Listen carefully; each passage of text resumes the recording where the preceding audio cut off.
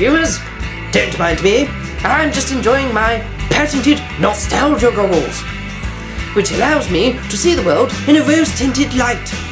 It makes things appear like the good old days, before Facebook and AIDS. There! My goggles!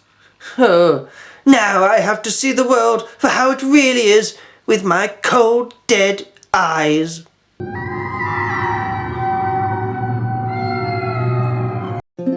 The Middle Ages were good, weren't they? I wasn't there, but it must have been, with those awesome crusades and fine artwork. I mean, yes, there was the Black Death and there wasn't any internet, but still, television says it was cool. No? It used to be that history shows featured boring history academics who look a bit like me, or at least they would do if they had a fucked up thyroid gland. But television has made the past titillating. Take the Tudors, for example. It's well known that throughout history, Henry VIII was a fat bastard. But in television form, he's a sexy bastard. There's a metric ton of sexy history shows. I wish I had been paying attention to history classes when I was in school, because according to TV, there's lesbian pirates at every turn and constant slow-motion battles. TV has romanticised history quite a bit and dumbed it down to make it exciting. Some parts of history are genuinely boring and not everyone had chiseled jaws, syphilis-free sex and a complete lack of dysentery. The finest example of sexy history is Spartacus, which should be more aptly named Fighting and Fucking, the TV show. Episodes of this gladiatorial melodrama can be quite formulaic, as each episode usually starts with a fight, and then swiftly followed by a fuck. Then afterwards, there is another fight, and then a fuck. Fight, fuck, fuck. And if there's time at the end, then there's another fight. Or possibly a fuck. To the show's credit, it does have a lot of good drama and intrigue amongst men punching thick jam out of each other's faces. I think it's just good, silly fun. Blood rains down from an angry sky. My cock rages on, my cock rages on. To be honest, I do like Spartacus. It's a guilty pleasure of mine, and rest in peace, Andy Whitfield.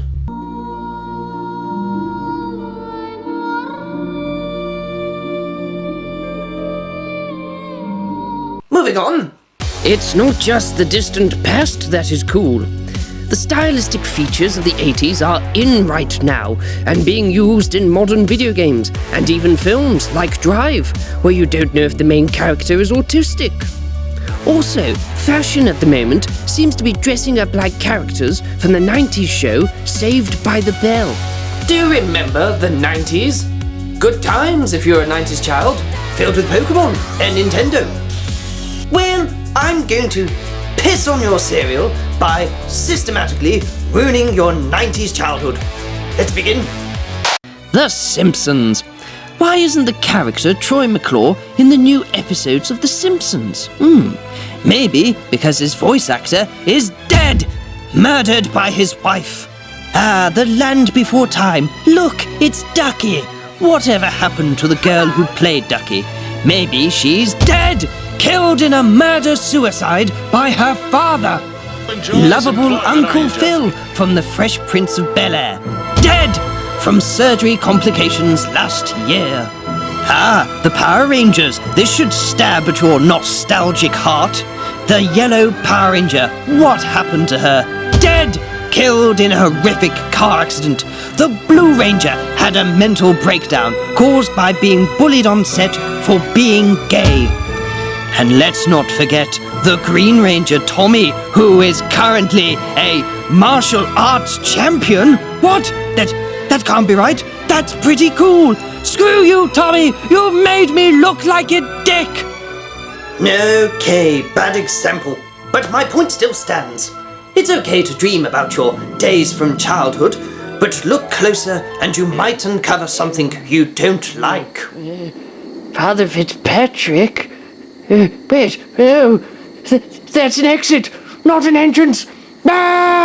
I'm going to be serious for a moment. This is my serious face. You need to be careful how hard you cling to nostalgia. Because greedy marketers will exploit that. It's why we have constant reboots of franchises. Look at RoboCop. It was once a good cheesy 80s movie. Dead or alive, you are coming with me. Now it's all black and moody and made suitable for the kiddywinks. Dead or alive, you're coming with me. That's the problem with remaking old franchises. Because you try to appeal to two audiences and end up alienating both. You piss off the original fans and make a movie for a new audience that never really cared for the original franchise all that much in the first place. Maybe the media industry could take creative risks and make new ideas instead of rehashing stuff for money. So, in summary, if you reboot something, you need to suck a big bag of schlongs. Why do people escape into nostalgia? Because it's simply that. It's an escape. No one wants to be reminded that the economy has gone to crap and their favourite TV shows have been cancelled. But can you honestly say, back in my day, 90s CGI was better than anything today? Nostalgia is always nice, but not something you should have as a standard for new things. It's why old people are miserable. They keep comparing things to the past. You should embrace the future. There's some exciting things coming our way. You may get to travel to space. Advances in robotics on the horizon. Not to mention the joys of 3D porn.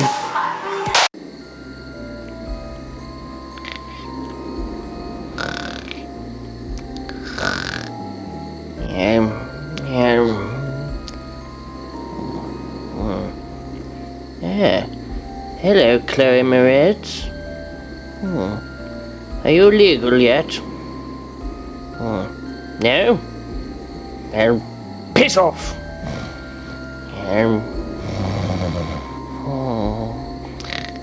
No.